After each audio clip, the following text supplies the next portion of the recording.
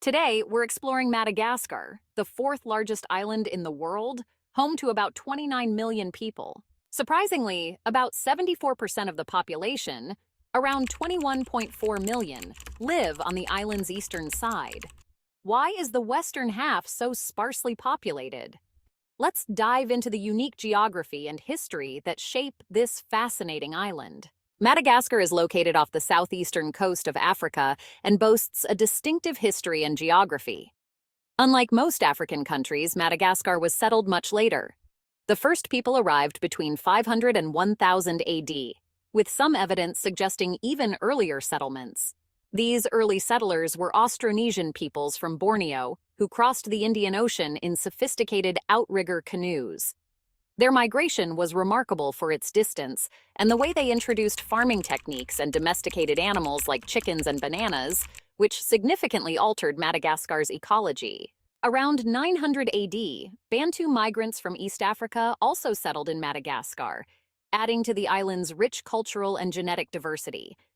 This blend of Southeast Asian and African influences created the Malagasy culture, characterized by its own language, traditions, and tribal kingdoms. Before we dive into more detail, please do subscribe to our channel.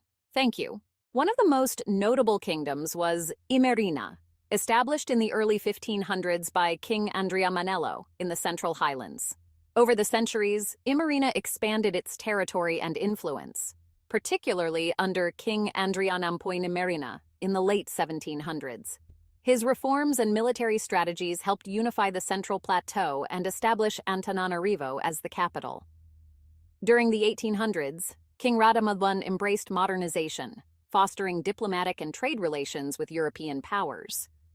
This period saw the introduction of literacy, Christianity, and new agricultural practices. However, internal strife and external pressures weakened the kingdom, leading to the French invasion in 1895 and the annexation of Madagascar in 1897. Despite colonial suppression, the legacy of Imerina remains vital to Malagasy culture and history. The Malagasy Uprising of 1947 was a crucial event in the struggle for independence, which Madagascar finally achieved on June 26, 1960. Philibert Tsiranana became the first president of the newly independent Malagasy Republic, marking the beginning of modern statehood for Madagascar. Madagascar's geography is a major factor in its unique population distribution. The island's isolation from mainland Africa began around 185 million years ago when Madagascar was part of a larger landmass that included Antarctica, India, and Australia. Madagascar separated from this landmass about 88 million years ago. Today, Madagascar features a striking contrast between its eastern and western regions. The east coast is characterized by a narrow lowland strip with steep escarpments leading to the Central Highlands. This region is dominated by dense tropical rainforests and experiences heavy rainfall, exceeding 137 inches annually in some areas.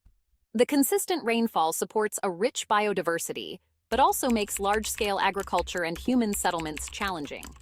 In contrast, the western coast is drier and more varied. The Central Plateau blocks moist trade winds, creating a rain shadow effect. This results in an arid and semi-arid climate with as little as 15 inches of rainfall annually. The western region features dry, deciduous forests and broad coastal plains, making it more suitable for agriculture, including crops like maize and cassava. The difference in climate and terrain has led to distinct patterns in human settlement and economic activities. The eastern side, with its fertile land and abundant water, supports more intensive agriculture and has historically been the focus of trade and development. Antananarivo, the capital, exemplifies this orientation towards the east, serving as a central hub for both domestic and international connections. Interestingly, Madagascar's orientation towards the Indian Ocean has shaped its trade relationships. The eastern coast, facing the Indian Ocean, is connected by sea to major trade partners in Asia and Australia. The port of Tomasina handles approximately 80% of Madagascar's maritime traffic, underscoring the East's economic significance. In contrast, trade with mainland Africa is limited. For instance, in 2022, Madagascar exported only $9 million worth of goods to Mozambique, compared to the $4.25 billion in total annual exports. The harsh climate and limited agricultural potential on the western side have historically restricted its development and population growth. Lastly, let's touch on a fascinating chapter of Madagascar's history, the pirate era.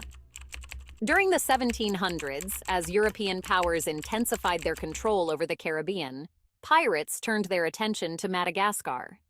The island's strategic location along key maritime routes made it an ideal base for pirate operations. Notable pirates like Captain William Kidd and Henry Every sought refuge and wealth on Madagascar's shores. They established settlements, including the legendary pirate utopia of Libertalia, although its existence remains debated.